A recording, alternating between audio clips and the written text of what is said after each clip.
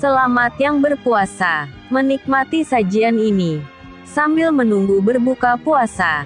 Please go for watching.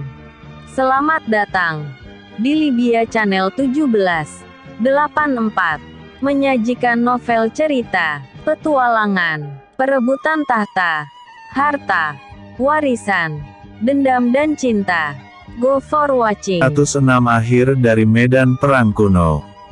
Ciwu mengerutkan keningnya dan berkata, "Aku akan mengingatnya baik-baik."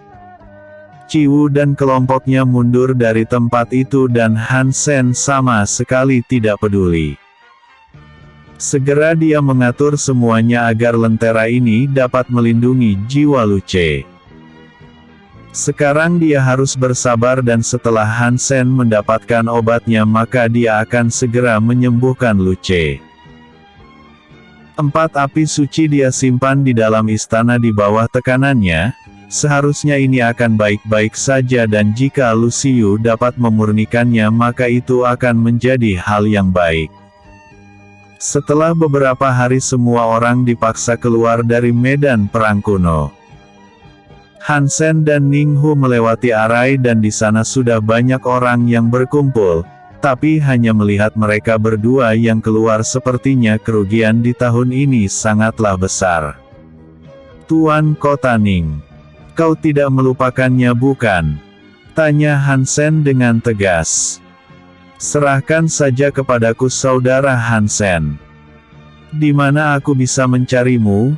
Aku ingin mengundangmu dalam perjamuan atas niat baikku," tanya Ning Hu dengan santai. Han Sen mengatakan toko Lu Xiyu namun dia tidak ingin diganggu untuk beberapa waktu. Ning Hu setuju dan mereka juga membutuhkan waktu untuk istirahat. Setelah ini dia juga akan mencari informasi lebih dalam dari Han Sen. Jujur saja dengan pencapaiannya ini Ning Hu benar-benar sangat penasaran. Han Sen kembali ke toko dan di sana Lu Xiyu sudah menyambutnya dengan hangat. Han Sen memberikan pelukan untuknya. "Sudah 5 tahun dan aku sangat merindukanmu," kata Han Sen dengan jujur. "Di mana Lu Ce? Apakah dia masih sibuk dengan urusan lain?" tanya Lu Xiyu dengan penasaran. "Aku memiliki kabar yang baik dan buruk. Mari kita tutup toko ini terlebih dahulu dan membicarakan semuanya." Han Sen dan Lu Xiyu membereskan beberapa hal dan menutup toko. Setelah mereka sampai di kamar Han Sen menceritakan semua situasinya waktu itu, di mana awalnya dia benar-benar harus berurusan dengan Nian Wuji dan kecelakaan yang terjadi kepada Lu Ce. Lu Xiyu merasa sangat sedih dan air matanya mengalir keluar. Dia tidak bisa menyalahkan Han Sen karena situasinya yang juga dalam keadaan yang buruk. Setidaknya dia merasa lega bahwa Han Sen masih sempat datang dan membunuh orang itu. Sekarang walaupun nyawa Lu Ce sudah diselamatkan untuk berlatih kembali setidaknya dia membutuhkan harta perbaikan jiwa yang bagus. Han Sen mengusap air mata Lu Xiyu dan berkata, "Jangan menangis. Seharusnya kau bersyukur karena adikmu masih bisa diselamatkan dan tidak mati. Suamimu ini akan mencari harta itu, apakah kau tidak percaya denganku?" "Iya, terima kasih banyak," kata Lu Xiyu yang tersenyum bahagia. "Aku membawa hadiah yang mungkin akan membuatmu senang. Tapi pertama-tama aku akan menunjukkan adikmu terlebih dahulu," kata Han Sen dengan santai. Mereka berdua menghilang dan Han Sen membawa Lu Xiyu ke sebuah ruangan di dalam istana. Lu Ce masih tidak sadarkan diri namun kondisinya jauh lebih baik. Tidak lama lagi mungkin dia akan bangun dan Lu Xiyu tidak tahu lagi harus bagaimana mengekspresikan perasaannya. Han Sen membawanya berkeliling sebentar dan melihat beberapa ruangan. Han Sen sendiri juga belum melihat banyak hal karena sibuk, Namun bisa dikatakan bahwa istana ruang ini sangatlah indah dan cocok untuk berlatih.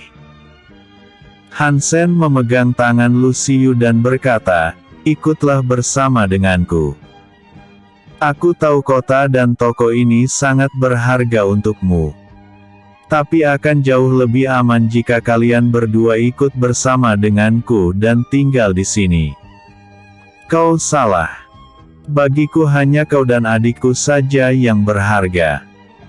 Kemanapun kau pergi kami akan ikut, jika kau membutuhkan pemurnian pil roh maka biarkan aku yang melakukannya.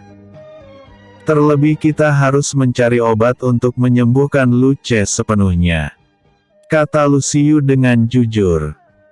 Hansen memeluk Lu Xiyu dan merasa sangat senang. "Terima kasih sudah mau menuruti keegoisanku. Jika kau memiliki waktu luang murnikan saja salah satu dari api suci. Sekarang aku akan memurnikannya," kata Lu Xiyu dengan tegas.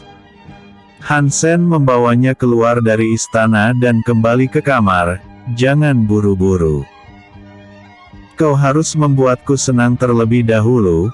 Aku sudah bekerja keras dan saatnya untuk menerima kasih sayang istriku."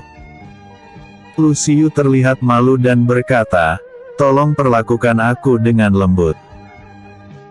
Hansen melepaskan semua pakaiannya dan perlahan mendorongnya ke tempat tidur. Sentuhan yang lembut dan hangat membuat mereka berdua sangat bergairah. Untuk sekarang Hansen tidak ingin memikirkan apapun.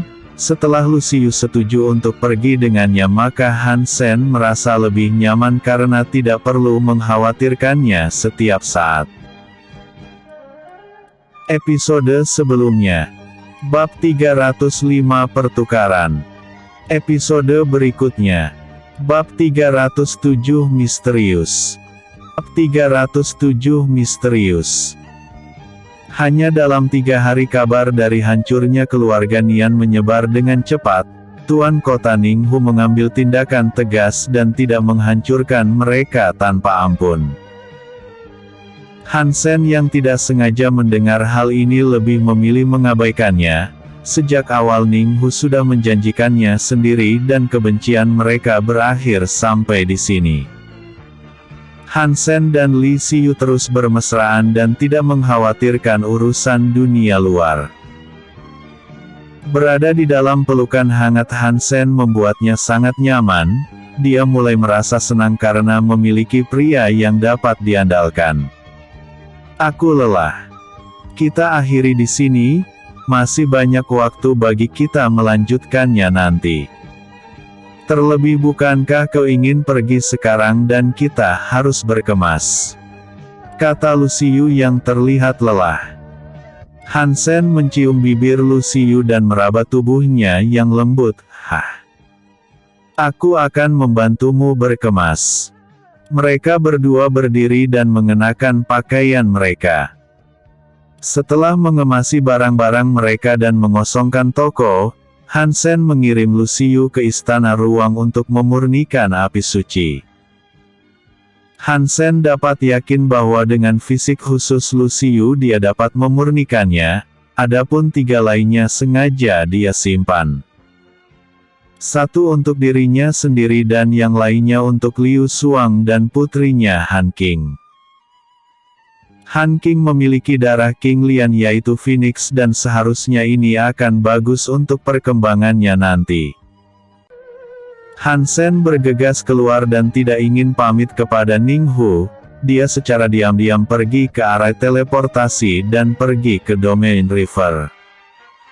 Hansen harus membayar 5 juta kristal sumber untuk sampai di tempat ini. Hansen pergi ke restoran dan memesan anggur yang enak. Di sana dia sedikit mencari informasi penting tentang monumen Divine Dao. Seorang pria dengan pakaian lusuh yang tampak seperti pengemis berjalan ke arah meja Hansen dan duduk. Tanpa permisi pria itu mengambil guci Hansen dan meminum anggurnya. Fiuh. Saudara benar-benar memiliki kecintaan pada anggur yang hebat. Tidak masalahkan jika berbagi sedikit denganku, kata pria itu dengan santai. Kau sudah meminumnya dan apa maksud tujuanmu datang kemari? Tanya Hansen dengan penasaran. Tidak ada alasan lain. Namaku Fuyuan dan aku adalah penikmat anggur. Sepertinya saudara adalah pengunjung baru, jika ada pertanyaan saudara bisa bertanya langsung kepadaku, kata Fuyuan dengan santai. Hansen merasakan sesuatu yang salah dari pria ini. Setiap makhluk hidup pasti memiliki aura kehidupan yang terpancar, namun pria ini sama sekali tidak menunjukkannya dan kemungkinan besar basis kultivasinya sengaja dia segel. Namun karena pria ini terlihat sangat bersahabat dan tidak menunjukkan tanda permusuhan maka Hansen akan sedikit menghilangkan rasa kecurigaannya. Lalu di mana aku bisa membeli dan menjual bahan obat dan artefak? Tanya Hansen dengan penasaran. Jika kau ingin melakukan transaksi semacam itu lebih baik pergi ke pelelangan river, baru-baru ini wilayah misterius akan dibuka dan banyak kultivator yang berniat untuk pergi ke sana untuk mengambil alih. Kata Fuyuan dengan jujur. Di mana? Apakah ada batasan untuk kultivator yang bisa masuk?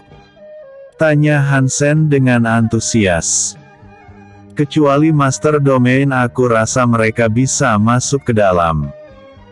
Kau hanya berada di tahap menengah immortal emas, walaupun kekuatanmu di atas rata-rata tapi pergi sama saja mencari kematian.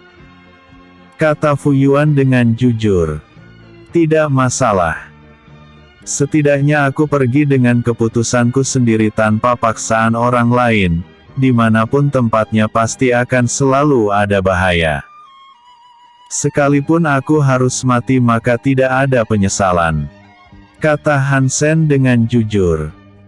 Masih muda tapi memiliki keteguhan hati seperti kultivator sejati. Apakah kau jenius dari salah satu sekte? Tanya Fuyuan dengan penasaran. Aku berasal dari dunia fana. Naik ke alam bawah yang disebut alam mistik dan sekarang berada di alam immortal. Aku hanya kultivator independen yang sedang mengejar mimpinya, aku juga tidak mau bergabung dengan kekuatan lainnya dan itu adalah prinsipku. Kata Hansen dengan tegas. Kalau begitu semoga mimpimu tercapai. Fuyuan berdiri dan memberikan liontin berwarna biru terang, itu hadiah dariku karena telah memberikan sedikit anggur. Gunakan itu dan mungkin di masa depan benda itu dapat menyelamatkan nyawamu.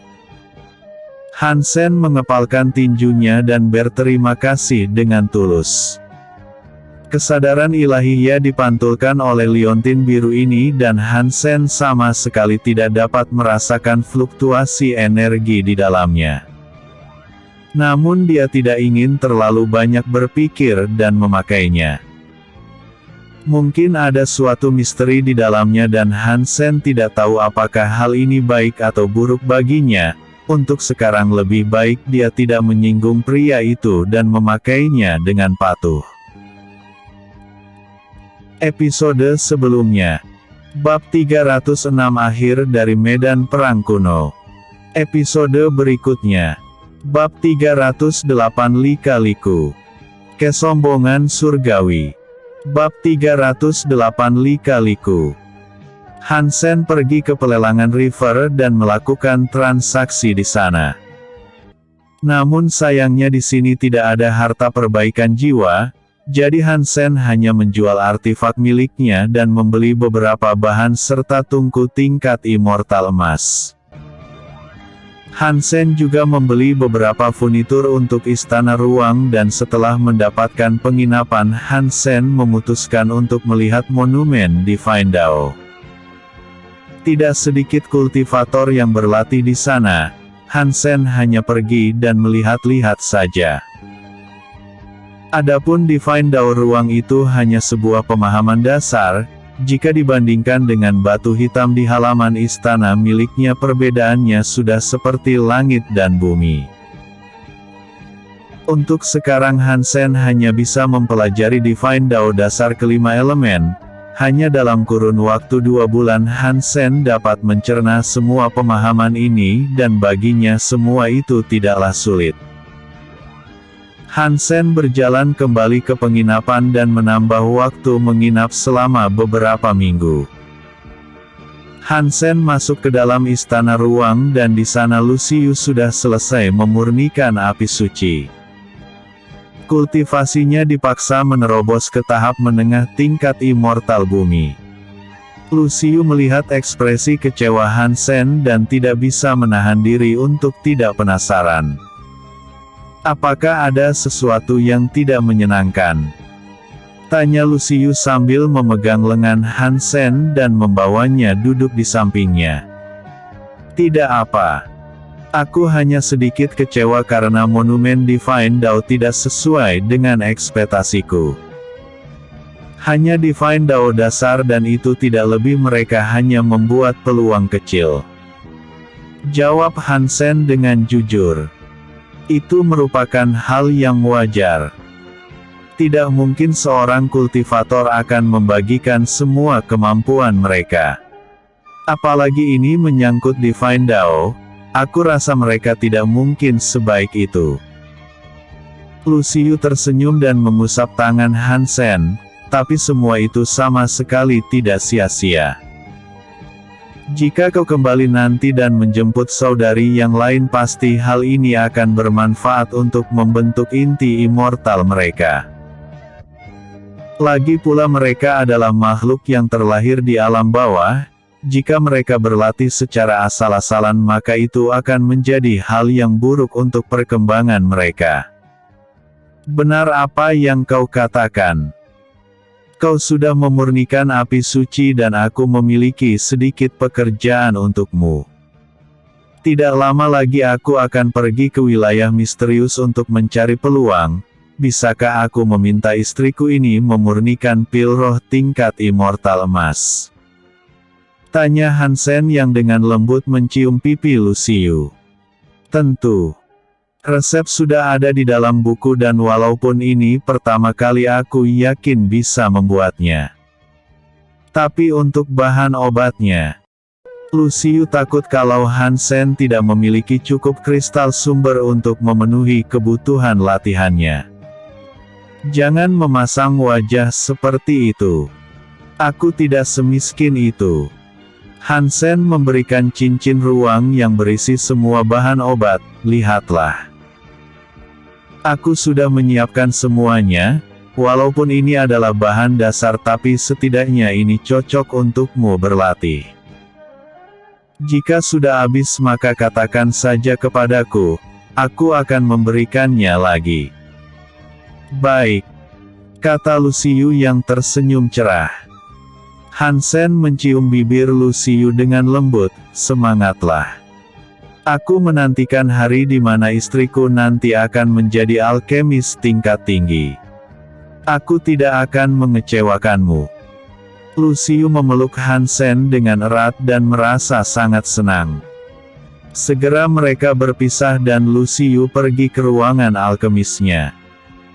Hansen akan melakukan perjalanan yang mungkin sangat berbahaya.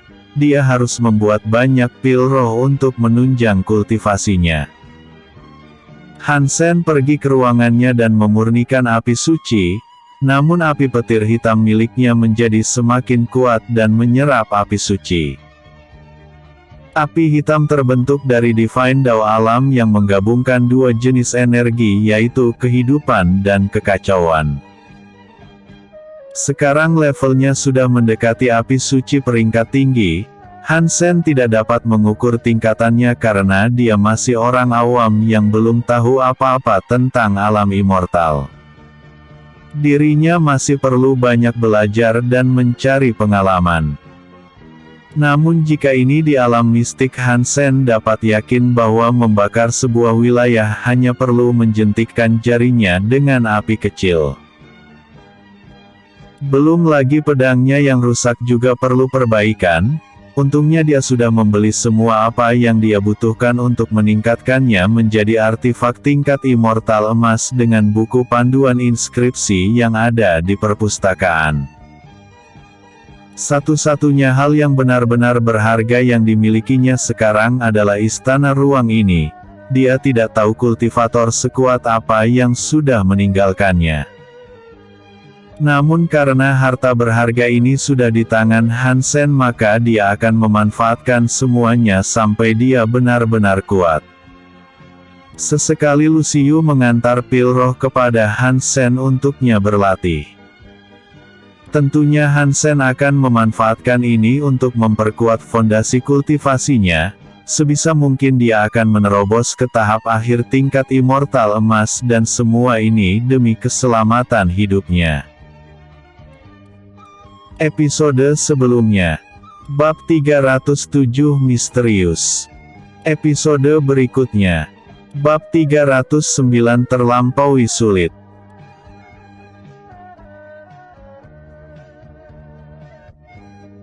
Bab 309 Terlampaui Sulit. Hansen mengakhiri latihannya dan semua persiapan untuk menjelajah wilayah misterius sudah siap. Pedang yang dia tempa dengan api petir hitam memancarkan aura yang mengerikan dan hampir mendekati artefak tingkat Immortal Emperor. Hansen mengajak Lucius untuk jalan-jalan keluar, namun dia menolaknya. Alasannya dia tidak ingin meninggalkan Luce di sini sendiri dengan kondisi yang tidak sadarkan diri. Hansen juga tidak ingin memaksanya dan merasa sangat senang. Lucius dipenuhi dengan kasih sayang yang luar biasa. Keputusannya dalam memilih wanita memang tidak salah dan Hansen tidak memiliki komentar lain. Hansen mengusap wajah Lucius dan berkata, "Kalau begitu aku akan berangkat." Waktu penginapan sudah akan habis dan pemilik penginapan akan menerobos masuk jika tidak ada jawaban. "Tunggu sebentar." Lucius mengeluarkan buku hitam dan memberikannya kepada Hansen. Fluktuasi kekuatan jiwa sangat terasa dari buku itu dan Hansen tidak bisa menahan diri untuk tidak bertanya, "Apa ini?" Buku kontrak jiwa yang berada di tingkat yang tinggi, ini bisa mengikat ahli Immortal Emperor di mana mereka bisa membuat perjanjian kontrak denganmu. Aku yakin suatu hari kau akan berhubungan dengan para ahli kuat, jadi entah kapan suatu saat nanti pasti kau membutuhkan ini. Kata Lucius dengan jujur. Kalau begitu aku akan menyimpannya. Hansen menyimpannya dan bergegas keluar. Setelah mengurus semua persiapannya, Hansen berangkat sendirian. Hansen menggunakan kapal kecilnya dan terbang dengan santai tanpa hambatan. Setelah beberapa bulan perjalanan, akhirnya Hansen mencapai wilayah misterius yang masih tertutup penghalang. Hansen menghela nafas lega karena acara di sini masih belum dimulai, jadi dia masih memiliki banyak kesempatan untuk berpartisipasi. Hansen bergabung dengan kelompok kultivator independen lainnya dan tidak melakukan gerakan apapun. Aura yang kuat sangat terasa dan beberapa kelompok muncul. Di sana ada beberapa wajah yang dia kenal ketika waktu di medan perang kuno.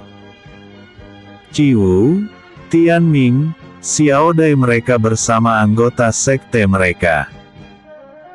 Tentunya bukan hanya mereka saja yang datang, masih banyak kekuatan besar lainnya yang tidak kalah hebat dari sekte mereka.